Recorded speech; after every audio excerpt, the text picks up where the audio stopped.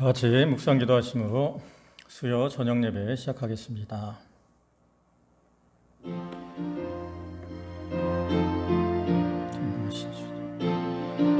주께서 시간을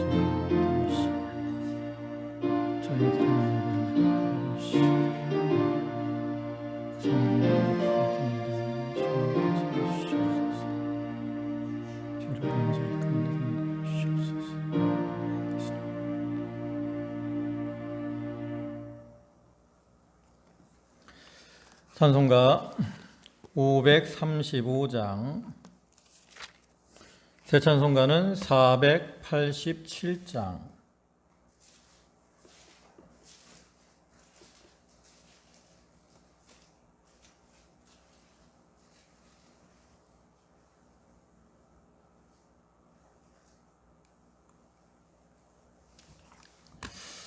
찬송가 535장, 새 찬송가는 487장입니다.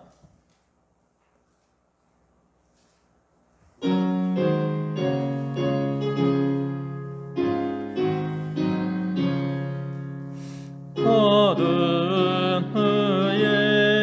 빛이 오며 바람 부에 잔잔하고 소나기 후에 햇빛 나며 수고한 후에 쉼이 있네.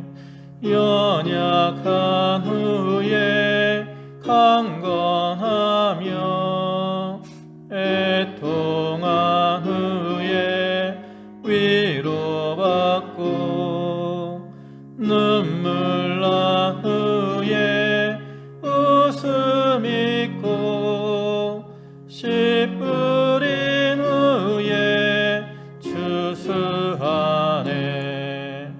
괴로운 후에 평안하며 슬퍼한 후에 기쁨 있고 멀어진 후에 가까우며 고독한 후에 친구 있네. 고통한 후에 기쁨 있고 십자가 후에 멸류관과 숨이 진 후에 영생하니 이러한 도는 진리로다. 다음 539장, 새 찬송가는 488장.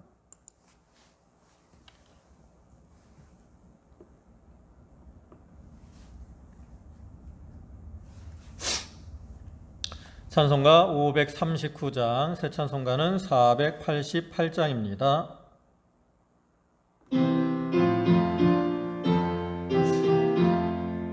이 몸의 소망 무엔가 우리 주 예수 뿐일세. 우리 주 예수 밖에는 믿으리 아주 없도다. 굳건한 반석이시니 그 위에 내가 서리라. 그 위에 내가 서리라. 무섭게 바람 부는 밤 물결이 높이 설렐 때 우리 주 크신 은혜에 소망에 닻을 주리라. 굳건한 반석이시니 그 위에 내가 서리라. 그 위에 내가 서리라. 세상에 믿던 모든 것 끊어질 그날 되어도 구주의 언약 믿사와 내 소망 더욱 크리라. 굳건한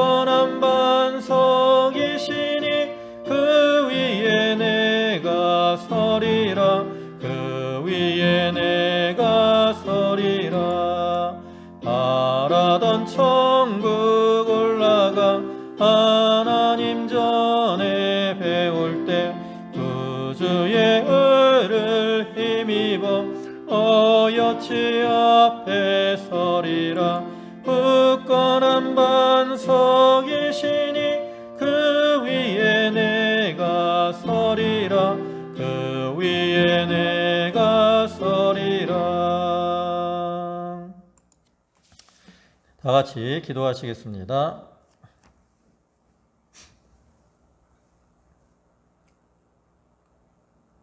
전능하시고 은혜와 사랑이 무한하시며 모든 환난 중에 저희를 도우시고 건지시며 구원하시는 하나님 아버지의 크신 은혜와 사랑에 감사를 드립니다.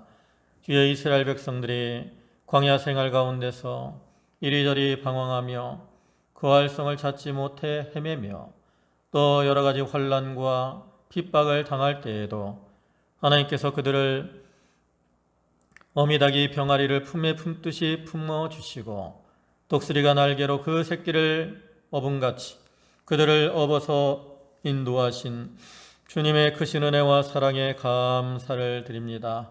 주여, 바울의 일행들이 이렇게 배를 타고 갈 때에 하나님이 바울을 통해서 주시는 권고를 듣지 아니하고 백부장이 바울의 말보다 선장과 선주들의 말을 더 듣고 또 미양이 거하기가 불편하므로 더 좋은 베닉스로 가서 거하자 하며 또 많은 사람들이 그렇게 주장하라고 또 남풍이 순하게 불므로 특이한 줄 알고 나아갔지만 그로 인해서 그들이 유라굴로라고 하는 광풍을 만나고 그로 인해 참 자기들이 원하는 대로 가지 못하며 이리저리 쫓겨가고 또 그 풍랑을 위해서 이기기 위해서 많은 수고와 고통을 당하게 됐으며 마음에 근심과 두려움이 들어왔고 구원의 여망이 끊어진 그러한 상태에 처하고 말았습니다. 그러나 하나님께서 바울을 위하여 그들을 다시 권고하셔서 이제 그들의 죄를 책망하시고 또 그들에게 소망과 위로의 말씀을 주시고 마침내는 그들을 구원하여 주셨습니다. 아버지 하나님, 오늘날 저희가 이 코로나19라고 하는 큰 풍랑을 만나서 아버지 하나님 이리저리 쫓겨가며 또 수고하며 근심하며 마음의 염려와 또 두려움 가운데 또 참 물질력으로도 손해를 많이 보고 구원의 여망이 끊어진 이러한 상태에 처하게 되었지만 하나님이여, 하나님께서 우리의 구원이 되셔서 이 모든 풍랑에서 우리를 구원하여 주실 것을 믿습니다.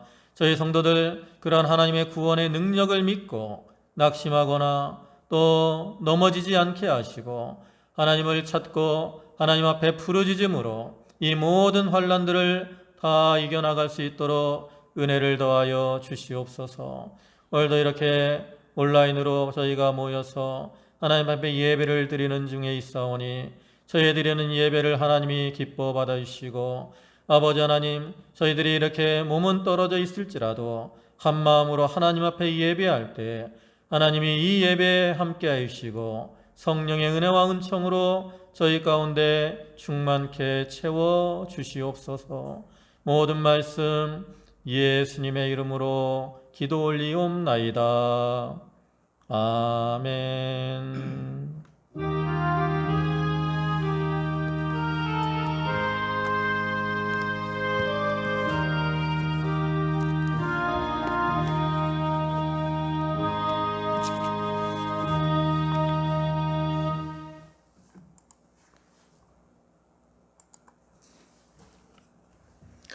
하나님 말씀 시편 119편 81절입니다.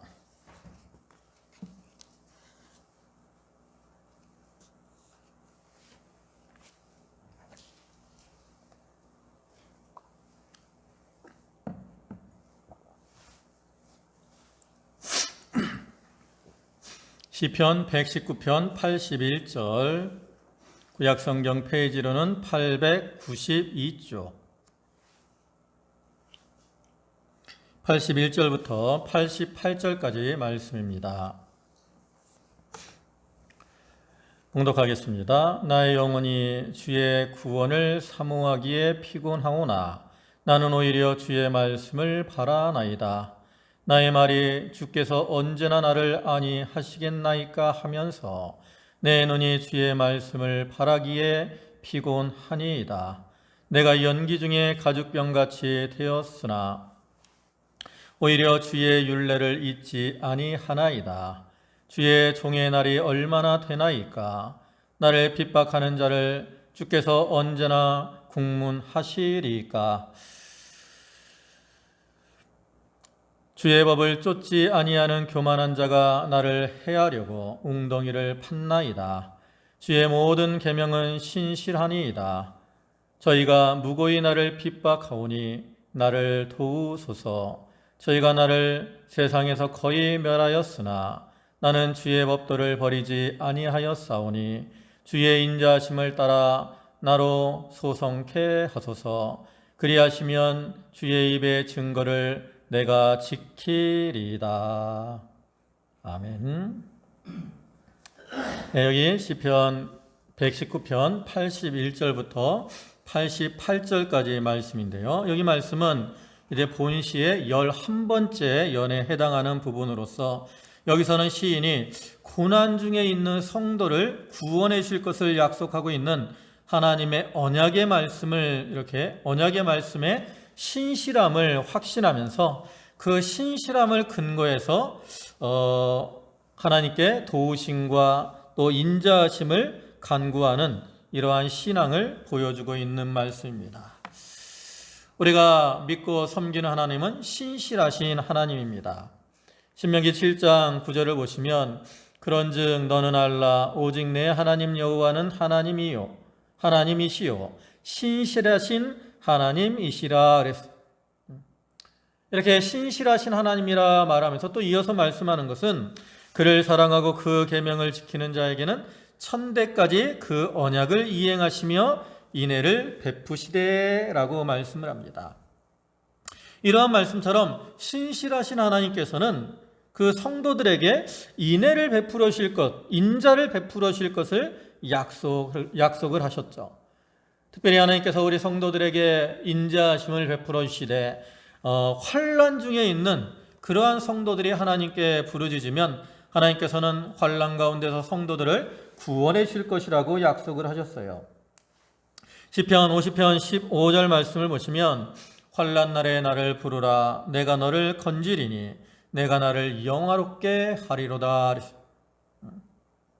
이렇게 인자하신 하나님께서 언약하신 대로 인애를 베풀어 주시되 특별히 환난 중에 성도가 부르짖으면 그 환난에서 구원해 주실 것이라고 약속을 하셨기 때문에 그런 하나님의 약속을 신뢰하면서 시인은 자신이 당하는 고난 중에서 하나님의 인자하심과 도우심을 간구하고 있는 것이죠. 오늘날 우리들도 이 세상을 살아가면서 우리가 여러 가지 환난, 핍박, 또 고난을 당할 때가 있습니다. 그러한 때에 우리도 시인과 같이 그 하나님의 언약의 말씀을 우리가 좀 이렇게 신뢰하면서 고난 중에 낙심하고 또 넘어지기보다는 그 하나님께 부르짖음으로 하나님의 도우심을 입고 그 환난들을 이겨나가는 성도들이 되어야 되는 거죠. 이제 본문을 살펴보시면 81절에 나의 영혼이 주의 구원을 사모하기에 피곤하오나 나는 오히려 주의 말씀을 바라나이다. 여기서는 시인이 나의 영혼이 주의 구원을 사모하기에 피곤하다 그랬어요. 이러한 구절은 그 시인이 그 구원을 갈망하는 그러한 시인의 어떤 강력한 간절한 그러한 욕구를 보여주는 겁니다. 즉 시인은 피곤할 정도로 자기의 구원을 사모하고 있다라는 거죠. 근데 시인이 이처럼 피곤할 정도로 구원을 사모하는 이유는 뭘까? 그것은 그 사람의 구원, 사람의 도움, 이것은 한계가 있다라는 거죠. 오직 하나님만이, 하나님의 은혜로만이 저희가 참으로 구원을 받을 수 있다라고 인식하고 있기 때문에 이처럼 시인은 하나님 앞에 그 피곤할 정도로 하나님의 도우심을 사모하고 있는 겁니다. 우리가 세상을 살아가면서 환난을 만날 때 사람의 도움, 구원, 이거는 한계가 있을 수밖에 없어요. 시편 33편 16절을 보시면 이렇게 말씀을 합니다. 많은 군대로 구원 얻을 왕이 없으며 용사가 힘이 커도 스스로 구하지 못하는도다. 이와 같이 아무리 많은 군사가 있을지라도 왕을 완전히 구원해 주지는 못한다라는 거죠. 또 힘이 강한 용사라 그래도 자기를 구원하지 못할 때도 있어요. 또 시편 108편 12절에서는 우리를 도와 대적을 치게 하소서, 사람의 구원은 헛됨이니이다. 이러한 말씀처럼 사람의 힘과 능력을 통한 구원은 완전하지 못하는 경우가 많이 있다라는 거죠. 그래서 그렇기 때문에 우리에게 대한 진정한 그 의미에서 구원은 오직 하나님께서 우리에게 인자하심을 베푸실 때만 우리가 구원을, 그러한 참된 구원을 얻을 수가 있는 것이죠. 이사야 45장 17절 말씀에 이렇게 말씀을 합니다. 이스라엘은 여호와께 구원을 입어 영원한 구원을 얻으리니 영세에 부끄러움을 당하거나 욕을 받지 아니하리로다. 그랬어요. 이 말씀처럼 하나님께서 구원을 했을 때 그 구원이 영원한 것이고, 그렇기 때문에 부끄러움을 당하거나 욕을 받지 않게 된다라는 거죠. 또 예레미야 3장 23절에서도 작은 산들과 큰 산 위에 떠드는 무리에게 바라는 것은 참으로 허사라. 이스라엘의 구원은 진실로 우리 하나님 여호와께 있나이다. 여기 큰 산, 작은 산, 이것은 세상의 권력을 가리키는 것이거든요. 이렇게 권력을 가지고 떠드는 그런 자들일지라도 그들을 통해서 구원을 받으려고 하는 것은 헛된 일이라는 거예요. 성도에 대한 참된 구원은 오직 하나님께만 있다라는 거죠. 앞에 78절을 보시면 교만한 자들이 시인을 무고히 넘어뜨리려고 했다라고 말씀을 하고, 또 뒤에 85절에서는 주의 법을 쫓지 않는 교만한 자들이 시인을 해하려고 웅덩이를 팠다라고 말씀을 하고 있는데, 이러한 교만한 자들의 이 핍박으로 인해서 시인이 이렇게 많은 고통을 당하고 있습니다. 그러나 그러한 고통의 상황에서 시인은 사람을 의지하지 않고 하나님만이 자기의 참된 구원이 되심을 믿고 이렇게 하나님 앞에 자기를 구원해 주시기를 피곤할 정도로 간구하고 있는 것이죠. 그러면서 또 그 뒤에 나는 오히려 주의 말씀을 바라나이다. 시인이 피곤할 정도로 하나님 앞에 구원을 사모하고 있는데 하나님의 구원이 빨리 임하지 않아요. 더디게 오고 있다고. 그로 인해서 시인은 그 심령이 참 곤비한 그러한 가운데에 처했지만, 하나님께서 자기를 의지하는 자를 구원하시겠다라고 하신 그 약속의 말씀에 대한 확신과 믿음을 시인은 어떻게 하겠다라는 거예요? 변치 않겠다라는 거죠. 자기가 이렇게 계속 오랫동안 고난을 당하고 있어도 그 믿음을 변치 않고 계속해서 하나님 말씀을 바라보고 나아가겠다라는 거예요. 오늘날에도 우리에 대한 하나님의 구원의 약속은 당장에 이루어지는 경우도 있지만 또 더디게 이루어지는 경우도 있습니다. 그러나 당장에 이루어지지 않고 더디게 이루어지더라도 하나님의 약속을 신뢰하는 자들에게는 그 약속이 언젠가는 반드시 이루어진다라는 거죠. 그래서 그러한 확신 가운데 이처럼 말씀을 붙들고 나아갈 수가 있는 거예요. 그래서 오늘날 우리들도 하나님의 언약의 말씀은 우리에게 반드시 이루어지는 그런 말씀입니다.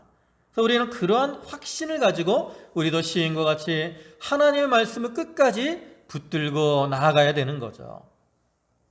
그 다음에 82절에 나의 말이 주께서 언제나 나를 아니하시겠나이까 하면서 내 눈이 주의 말씀을 바라기에 피곤하니이다. 내가 연기 중에 가죽병같이 되었으나 오히려 주의 율례를 잊지 아니하나이다. 여기 오면 나의 말이 주께서 언제나 나를 아니하시겠나이까 했다 그랬어요. 이 말은 뭐예요? 언제 나를 구원해 주시려고 합니까? 이러한 뜻인데, 한마디로 말하면 좀 나를 빨리 구원해 주십시오라고 간구하고 있는 거죠. 앞에서도 얘기했지만 우리가 이 고난을 당할 때 하나님께서 우리 성도들을 그 고난에 내버려 두실 때도 있어요. 더디 우리를 구원해 주실 때도 있죠. 하나님께서 우리를 더디 구원해 주시는 것은 우리가 고생하고 고통을 당하기를 원해서 기뻐하셔서 그런 것이 아니라 그 고난을 통해서 우리를 연단하시기 위한 그러한 목적으로 내버려 두시는 거죠. 그런데 사람의 입장에서 보면 내가 이렇게 하나님을 의지하고 하나님 앞에 부르짖었는데 하나님이 나를 빨리 구원해 주시지 않으니까 하나님께서 자기를 이렇게 버리신 것처럼 또 방치한 것처럼 여겨지기도 하는 거죠. 시인도 그러한 상황에 처해 있는 거예요. 너무나 고난이 크기 때문에 언제까지 나를 이렇게 버려두시려고 하니까 하는 탄식이 나올 정도로 고통이 컸다라는 거예요. 그러나 그러한 그 상황에서도 시인은 뭐라 그래요? 내 눈이 주의 말씀을 바라기에 피곤하니이다. 그러한 상황에서도 시인은 하나님과 하나님의 언약의 말씀에 대한 믿음을 저버리지 않고 끝까지 하나님께 부르짖고 있는 거죠. 이 내 눈이 주의 말씀을 바라기에 피곤하다라는 말은 하나님 앞에 계속 이렇게 간구하고 있는 그러한 시인의 상태를 보여줘요. 너무나 간구하느라고 이제 피곤하고 지칠 정도가 되어 있다라는 거죠. 앞에서도 81절 오면 내 영혼이 주의 구원을 사모하기에 피곤하구나 그랬죠. 이때 영혼도 피곤한, 구원이 더디 오므로 영혼도 피곤해져 있어요. 또 눈도 피곤해졌어요. 왜 눈이 피곤해집니까? 부르짖느라고, 밤새 부르짖느라고 잠을 자지 못하니까 피곤하죠. 이사야 38장 14절을 보시면 나는 제비같이 학같이 지적이며 비둘기같이 슬피 울며 나의 눈이 쇠하도록 앙망하나이다. 여호와여 내가 압제를 받사오니 나의 중보가 되옵소서. 여기서도 뭐라 그래요? 비둘기같이 슬피 울며 나의 눈이 쇠하도록 앙망하나이다 그랬죠. 눈이 쇠할 정도로 이렇게 밤을 새서 하나님 앞에 부르짖는 날이 오래되었다라는 거예요. 우리가 이 고난 중에 하나님 앞에 부르짖기 위해서 철야기도 하고 그렇게 기도하는 것처럼 이 시인도 고난 중에 하나님 앞에 부르짖느라고 눈이 피곤합니다. 영혼이 피곤합니다. 또 그 육체는 뭐와 같이 됐다 그랬어요? 연기 중에 가죽병과 같이 되었다 그랬어요. 이 가죽병이 뭘 가리키느냐? 요즘은 이 플라스틱병이나 유리병, 이런 도자기병 이런 것들이 잘 만들어져 있지만 옛날에는 이 물이나 포도주를 담을 때 이 가죽 부대, 짐승의 그 어떤 가죽이나 또 이 내장, 위 같은 걸 이용해서 부대를 만들어서 사용을 했어요. 그래서 이 팔레스타인 사람들은 옛날에는 이 장막 생활을 했는데 이 가죽병에 물을 담아서 천막 안에다 이렇게 매달아 놓습니다. 근데 이제 그 천막 안에서 이렇게 불을 피우면 그 연기가 이렇게 위로 올라가니까 그 가죽병을 그 연기나 열이 그슬리게 되는 거죠. 그러다 보면 그 가죽병이 어떻게 되냐? 점점 이렇게 시커멓게 더러워지고 또 연기를 많이 우리가 이 고기가 불에 닿으면 어떻게 돼요? 닿기 전에는 고기가 어떻게 하죠? 부드럽죠. 근데 고기가 닿으면 어떻게 돼요? 익으면 딱딱해지잖아요. 가죽도 마찬가지. 가죽도 열을 가하면 이렇게 단단해진다. 딱딱해, 뻣뻣해져. 그래서 가죽병이 이렇게 열이나 또 이 연기 이런 것에 그을려지게 되면 새카매지고 또 뻣뻣해지고 오그라들고 그래서 쓸모없이 되는 거예요. 이런 연기에 그슬린 이 가죽병, 이것은 고난으로 이렇게 그 고통이나 슬픔에 빠진 이러한 상태를 보여주는 것으로서 그러한 가죽병의 시인은 자기를 비유해서 자기가 당하는 고난으로 인해서 영육간에 지치고 피곤하고 마치 죽을 것과 같은 이러한 상태에 처하게 되었다라고 고백을 하고 있는 거죠. 그런데 시인은 그렇게 연기에 그슬린 그러한 연기 중에 가죽병같이 되었지만 그 뒤에 뭐라 그래요? 오히려 주의 율례를 잊지 아니하나이다 그러잖아요. 이렇게 고통이 심해서 참 쓸모없고 죽을 것 같은 이러한 상황에 되었음에도 불구하고 그는 끝까지 하나님 말씀을 붙들고 그 말씀을 의지하고 나아가겠다라고 고백을 하고 있는 것이죠. 이러한 시인의 모습처럼 우리가 어떠한 어려운 상황에 처하고 그로 인해 자기가 참 많은 환난과 고난을 당하고 마치 죽을 것 같은 이러한 상황에 처할지라도 낙심하지 않고 하나님만을 의지하고 또 말씀을 붙들고 하나님 앞에 부르짖고 나가면 하나님께서는 그러한 자를 버리시지 아니하시고 언약하신 대로 반드시 그들을 구원해 주시는 거죠. 또 84절에는 주의 종의 날이 얼마나 되나이까 나를 핍박하는 자를 주께서 언제나 국문하시리까 그랬어요. 여기서도 주의 종의 날이 얼마나 되니까 그랬는데 이 말은 뭡니까? 이 주의 종이 얼마나 더 살 수 있겠습니까? 라는 그러한 의미죠. 다시 말해서 자기가 지고 있는 이 환난의 짐이 너무나 무거워서 자기를 누르고 있기 때문에 이제는 자기가 더 이상 살 소망이 없다라는 거예요. 소망이. 그러니까 이러한 표현은 하나님 내가 이제 더 이상 이 원수들의 핍박으로 인해서 더 이상 살 수 있는 그러한 소망이 없습니다. 그러니까 하나님께서 어떻게 해달라는 거예요? 빨리 나를 구원해 주십시오라고 역설적으로 부르짖고 있는 거죠. 그러면서 또 이어서 말씀하는 것은 나를 핍박하는 자를 주께서 언제나 국문하시리까. 이 국문이 뭐예요? 신문을 하는. 그러니까 이 말은 나를 핍박하는 자를 언제 하나님께서 심판하실 것입니까? 라고 이렇게 말을 하는 것으로서 이것도 하나님께서 자기를 구원하시려면 원수들을 어떻게 해야 돼? 심판하시고 우리를 구원해 주는 거거든요. 그러니까 원수들을 빨리 심판하시고 또 그를 통해서 자기를 빨리 구원해 주시기를 간구하는 거죠. 그러니까 이 말은 결국 하나님께서 자기를 빨리 이 환난 가운데서 건져주시기를 간구하는 그러한 시인의 부르짖음이라고 할 수 있습니다. 또 85절에는 주의 법을 쫓지 아니하는 교만한 자가 나를 해하려고 웅덩이를 팠나이다. 여기서는 시인이 자기를 해하려고 하는 자들을 주의 법을 쫓지 않는 교만한 자라 이렇게 말을 합니다. 이처럼 교만한 자들은 자기 힘으로 살 수 있다라고 생각을 하죠. 그렇기 때문에 그들은 하나님의 말씀을 무시하고 따르지 않는 경우가 많이 있어요. 그리고 더 나아가서는 하나님의 그 말씀을 어떻게 해요? 미워하고 대적한다는 거죠. 왜 그들이 하나님의 말씀을 미워하고 대적을 하느냐? 하나님의 그 말씀은 이 교만한 자들을 책망하고 또한 그들의 죄를 드러내기 때문에 그렇습니다. 우리가 예수님 당시에 예수님을 대적하던 그 제사장들 또 바리새인들 서기관들의 모습을 우리가 볼 수 있죠. 그들은 무엇을 자랑합니까? 그들은 자기들의 의를 자랑합니다.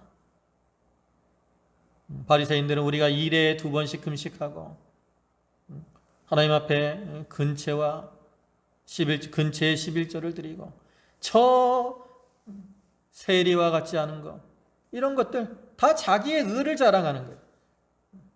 자기들이 금식한 거, 율법 잘 지킨 거, 또 뭐 헌금 많이 한 거 이런 것들 자랑했다고. 그리고 자기를 높이고 나갔어. 그런데 예수님은 그러한 제사장들이나 또 바리새인들, 서기관들을 향해서 뭐라 그래요? 외식하는 서기관들과 바리새인들이여. 그들을 외식한다라고 주님은 책망을 하시죠. 그리고 화 있을진저라고 그들에게 심판이 있을 것을 말씀하셨다라는. 그러니까 그러한 주님의 말씀이 자기들을 자꾸 찌르는 거예요. 그렇기 때문에 자기들이 고대하던 메시아로 오신 예수님이셨지만 그 예수님이 하시는 말씀이 자기의 양심을 찌르니까 그 교만한 마음으로 인해서 어떻게 해요? 예수님을 미워하고 예수님이 오신 말씀을 저버리고 나가는 거죠.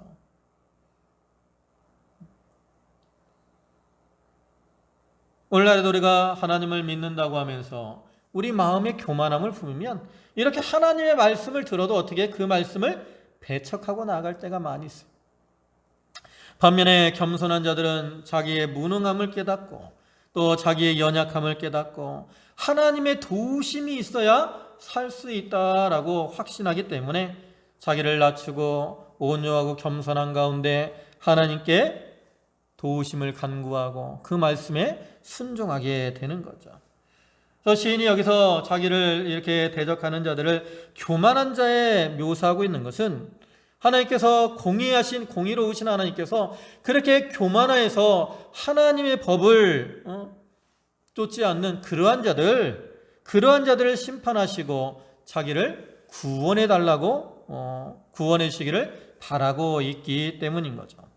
또한 이어서는 그러한 자들이 나를 해하려고 웅덩이를 팠다 그랬습니다. 시편 91편 3절을 보면 이는 저가 너를 새 사냥꾼의 올무에서와 극한 연병에서 건지실 것임이로다 라고 말씀하고 있는 것처럼 성경에서는 흔히 우리 의인 성도들을 대적하는 그러한 자들을 짐승을 잡으려고 올무를 놓는 그러한 사냥꾼의 묘사를 하고 합니다. 그래서 여기서도 원수들이 이렇게 음모를 꾸며서 시인을 넘어뜨리려고 하는 것을 이렇게 짐승을 잡으려고 사냥꾼이 웅덩이를 파는 것에 묘사를 해서 비유해서 묘사를 하고 있는 거죠. 이러한 표현처럼 원수들, 마귀 또 우리의 대적들은 항상 성도들을 넘어뜨리기 위해서 웅덩이를 파고 기회를 노리고 있습니다. 그러나 하나님께서 우리 성도들을 지켜주시면 이렇게 원수들이 아무리 웅덩이를 잘 파놓았다고 할지라도 자기가 판 웅덩이에 자기가 빠지게 되고 말죠. 시편 7편 14절부터 16절을 보시면 이렇게 말씀을 해요. 악인이 죄악을 해산하며 자네를 잉태하며 괴유를 낳았도다. 저가 웅덩이를 파 만들며 제가 만든 함정에 빠졌도다. 그 자네는 자기 머리로 돌아오고 그 보악은 자기 정수리에 내리리로다. 이렇게 악인들이 웅덩이를 파고 그를 통해서 의로운 자를, 무고한 자를 빠뜨리려고 하지만 누가 빠져요? 자기가 빠지고 마는 거예요. 그로 인해서 자기들의 그 계획, 그것들이 다 자기의 머리로 돌아오고 마는 거죠. 또 시편 9편 15절과 16절에서도 열방은 자기가 판 웅덩이에 빠짐이요 그 숨긴 그물에 자기 발이 걸렸도다. 여호와께서 자기를 알게 하사 심판을 행하셨음이요 악인은 그 손으로 행한 일에 스스로 얽혔도다. 이와 같이 열방이 이스라엘을 대적하려고 웅덩이를 파고 그물을 덫을 놓지만 하나님께서 지켜주시면 오히려 자기들이 그 웅덩이에 빠지게 되고 자기가 친 그물에 자기들이 걸리게 되고 마는 거죠. 성경의 예를 보면 그 다니엘서 6장을 보면 다니엘을 시기해서 이제 다니엘을 참소하기 위해서 그 법령을 만들잖아요. 30일 동안 왕 외에 다른 신이나 사람에게 무엇을 구하면 사자굴에 던져 넣자고 하는 그러한 금령을 만들고 그로 인해서 다니엘의 결국은 사자굴에 던져지고 말죠. 그러나 다니엘은 그 사자굴, 그 웅덩이에 들어갔지만 안전했다고. 반면에 다니엘을 해하려고 하던 자들이 어떻게 됩니까? 그들이 오히려 이제 사자굴에 던져지게 되고 그들이 사자굴에 던져졌을 때는 사자가 그들이 땅에 떨어지기도 전에 사자리 그 뼈를 움켜서 부서뜨렸다고. 이게 자기들이 그 판 웅덩이에 빠지게 된 거죠. 또 에스더서를 보면 하만이라는 사람이 나옵니다. 거기서도 하만이 모르드게가 자기에게 이제 절을 하지 않으니까 유대인들을 다 해하려고 이제 왕에게 이렇게 괴계를 꾸미게 되죠. 그리고 이제 하만이 모르드게를 다루려고 장대를 50규빗 되는 높은 장대를 세웠어요. 그리고 이제 왕에게 이 모르드게를 달게 해달라고 요청하러 들어갔는데 그 요청을 하기도 전에 이제 에스더의 잔치에 이렇게 끌려가게 되고 나중에는 어떻게 됩니까? 자기가 그 세웠던 장대에 하만 자신이 달리게 되고 말았다라는 거죠. 이것도 자기가 판 웅덩이에 자기가 빠지고 만 거예요. 그래서 우리는 여기서 알아야 될 것은 이렇게 원수들은 늘 우리를 빠뜨리려고 웅덩이를 판다라는 거, 우리가 이걸 먼저 기억을 해야 됩니다. 그래서 우리는 그러한 웅덩이에 빠지지 않도록 어떻게 해야 돼요? 늘 경성하고 깨어 있어야 된다라는 거죠. 우리가 경성하고 깨어 있어야 웅덩이에 빠지지 않습니다. 그리고 혹시라도 이렇게 웅덩이에 빠지게 될지라도 우리가 낙심하지 말라는 거죠. 낙심하지 말고 하나님을 의지하고 하나님께 부르짖으면 하나님께서 거기서 우리를 건져신다는, 다니엘을 사자굴에서 건져신 것처럼 우리가 기가 막힐 웅덩이에 빠질지라도 하나님 우리를 그곳에서 건져주시는 거예요. 그 다음에 86절에 주의 모든 계명은 신실하니이다. 저희가 무고히 나를 핍박하오니 나를 도우소서 그랬습니다. 여기 주의 모든 계명은 신실하니이다 그랬습니다. 이 말은 주의 모든 말씀은 믿을 수 있는 진리의 말씀이라는 뜻으로서 하나님의 계명은 진리고 신뢰할 수 있다는 것이 그 특징이라고 할 수 있어요. 왜 하나님의 말씀이 이렇게 진리의 말씀이고 신뢰할 수 있느냐? 그것은 그 말씀을 주신 하나님이 진실하신 하나님이시고 신실하신 하나님이기 때문에 그렇죠. 우리가 보통 말이라는 것은 그 사람이 어떤 성품을 보여주는 거예요. 그래서 늘 그 거짓말을, 이 사람이 거짓된 사람은 그 입에서 늘 무슨 말이 나와요? 거짓말이 나온다고. 그래서 우리가 마귀를 거짓의 아비라 그러잖아요. 그래서 이 마귀는 거짓의 아비이기 때문에 늘 거짓말하는 거죠. 그리고 마귀를 따라가는 사람도 늘 거짓말하는 거예요. 그런데 우리가 섬기는 하나님은 어떤 하나님이십니까? 신실하신 하나님이시죠. 또 진실하신 하나님이. 그렇기 때문에 그러한 하나님께서 우리에게 주신 말씀도 진실하고 신실하신 그러한 말씀으로서, 그러한 말씀이기 때문에 우리 성도들은 그 말씀을 신뢰할 수가 있는 거죠. 그래서 우리가 비록 원수들이 성도들을 무고히 핍박하고 괴롭게 할지라도 하나님의 그 약속을 신뢰하고 나가면 하나님께서는 약속하신 대로 반드시 우리 성도들을 구원해 주시고 그 원수들은 심판을 하시는 겁니다. 그러면서 또 저희가 무고히 나를 핍박하오니 나를 도우소서 그랬습니다. 이처럼 이 시에는 신실하신 하나님을 신뢰하는 가운데 이제 하나님께서 자기를 도우셔서 원수들의 손에서 구원해 주시기를 간구하고 있는 거죠. 근데 시인이 이렇게 하나님께 도우심을 간구하고 있는 것은 사람을 의지하지 않고 하나님만을 의지하는 그러한 시인의 믿음을 보여주는 겁니다. 오늘날 우리들도 참된 구원, 앞에서 얘기했지만 참된 구원은 하나님께 있는 줄 알고 하나님의 도우심을 간구하는 자가 되어야 됩니다. 특별히 어려울 때일수록 시편 14절을 보시면 주께서 보셨나이다. 자네와 원한을 감찰하시고 주의 손으로 갚으려 하시오니 외로운 자가 주를 의지하나이다. 주는 벌써 구하를 도우시는 자니다. 여기 보면 어떠한 자가 주를 의지해요? 외로운 자가. 또 시인은 이렇게 고난으로 인해서 자기를 도울 자가 없는 외로운 상태에 빠져 있었다라는 거죠. 그래서 그런 외로운 상태에서 고아와 같이 하나님의 도우심을 간구하고 있는 거예요.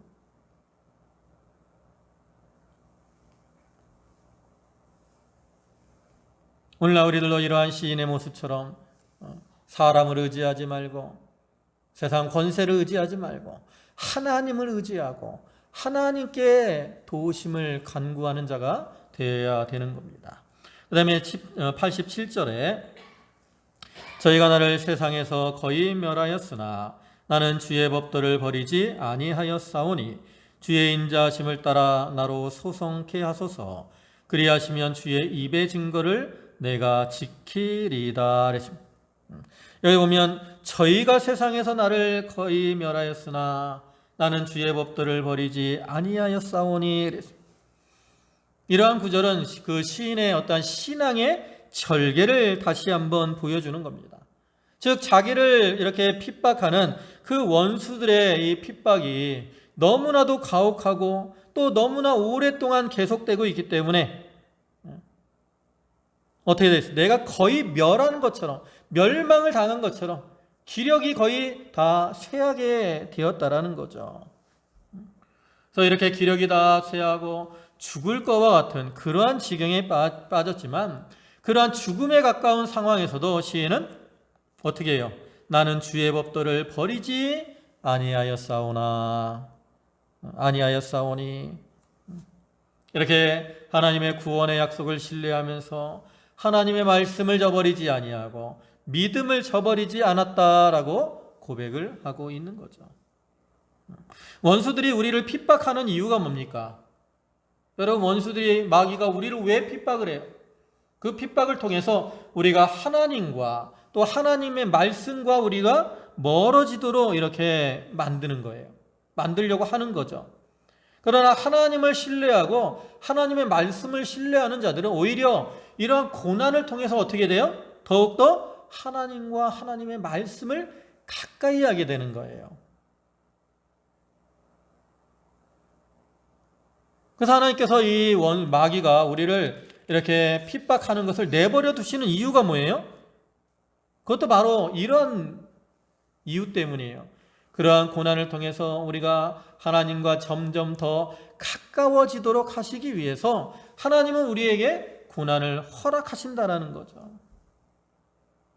그래서 시인이 이렇게 참 더 이상 하나님의 도우심을 의지할 수 없는 극한 상황에 처했음에도 불구하고 믿음을 저버리지 아니하고 하나님의 구원을 바라보고 나간 것처럼 오늘날 이러한 모습이 우리 신앙인들이 가져야 될 그러한 모습인 줄 알고 우리도 고난 중에 더욱더 하나님을 찾고 하나님의 말씀을 붙들고 하나님을 가까이 하는 자들이 되어야 되는 겁니다. 그리고 이제 그 뒤에 보면 주의 인자하심을 따라 나를 소성케 하소서 그랬습니다. 인자라는 말을 우리가 많이 들었듯이 헤세드라는 말인데 그 언약에 기초한 하나님의 백성에 대한 하나님의 변치 않는 영원한 사랑을 나타내는 말입니다. 그러니까 시인은 여기서 자기의 공로가 아니라 하나님의 인자하신 성품으로 자기에게 구원의 은혜를 베풀어 주시기를 간구하고 있는 거죠. 앞에서 보면 시인이 자기가 오랫동안 고난을 당하는 가운데서도 그는 어떠한 신앙을 가지고 있어요? 하나님의 말씀을 붙들고 그 말씀을 의뢰하는 그러한 신앙을 가지고 있다라고 고백을 하고 있잖아요. 그러니까 이걸 보면 하나님, 내가 이렇게 끝까지 하나님 말씀을 붙들고 있으니까 하나님이 나를 구원해 주셔야 되는 거 아닙니까? 자기의 공로를 의지해서 하나님의 도우심을 간구할 수도 있다라고. 그런데 시인은 하나님 앞에 자기의 공로를 내세우지 않고 하나님의 인자하심을 의지해서 그 인자하심으로 자기를 구원해 달라고 간구를 하고 있는 거죠.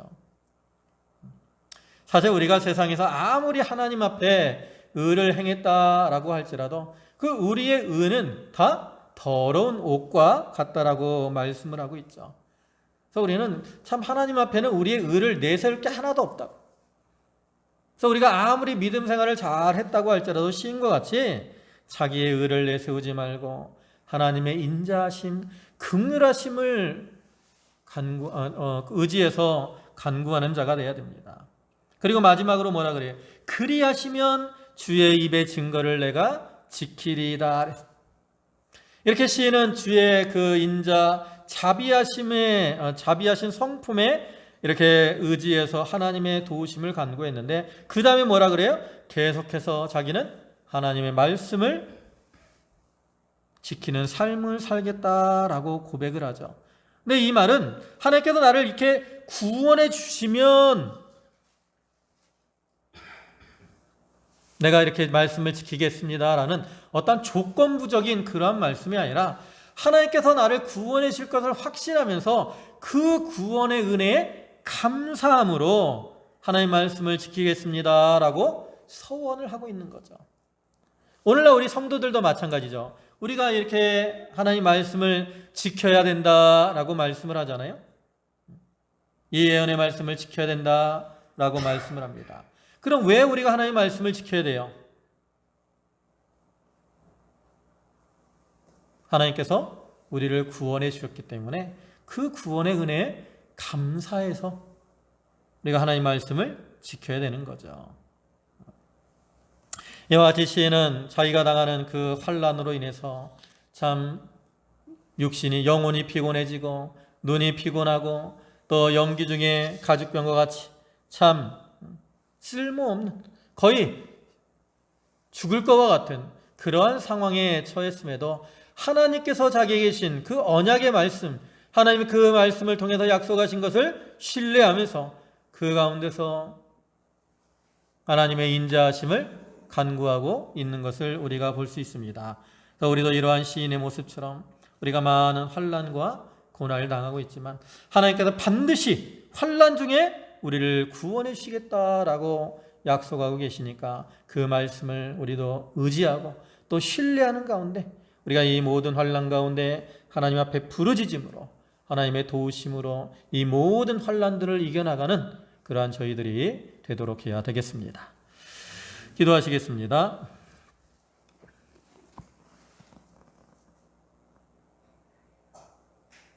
환난 날에 도움이 되시고 피난처가 되시는 주님,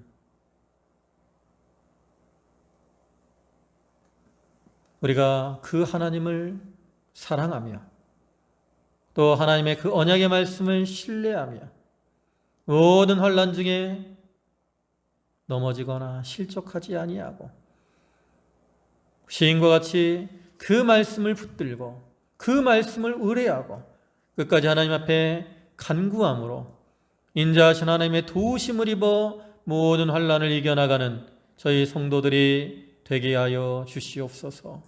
각자의 가정에 당하는 어려움, 개인적인 육신적인 어려움, 또 이렇게 코로나19로 인한 교회적으로 국가적으로 당하는 이 모든 어려움 중에 하나님의 언약의 말씀을 신뢰하고 부르짖음으로 저희가 이 모든 환난을 이기고 이제 기쁨으로 하나님을 섬기며 말씀에 순종하는 삶을 사는 저희들이 다 되게 하여 주시옵소서.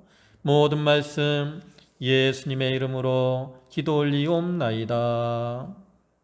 아멘. 찬송가 383장, 새 찬송가는 336장,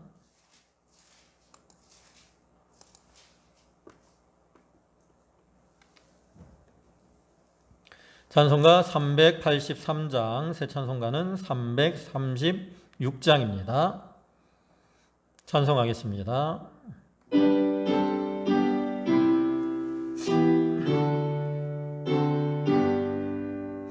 환난과 핍박 중에도 성도는 신앙 지켰네.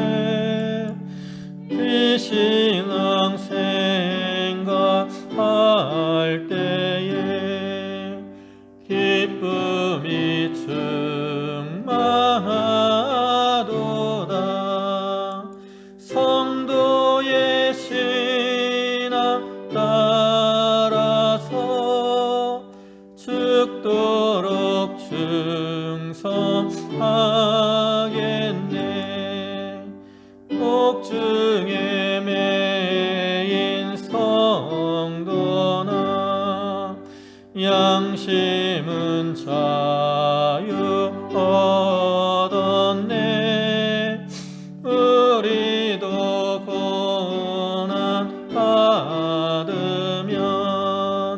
죽어도 영광 되도다. 성도의 신앙 따라서 죽도록 충성하겠네. 옥중에 매 본받아 원수도 사랑하겠네.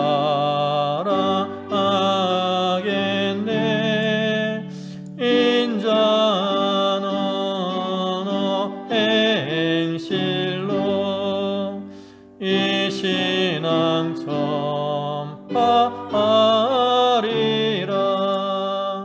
성도의 신앙 따라서 죽도록 충성하겠네. 아멘.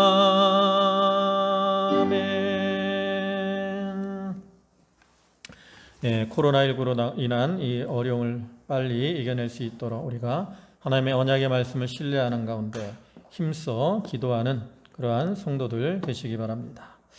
이제 다 같이 주기도하심으로 예배 마치겠습니다.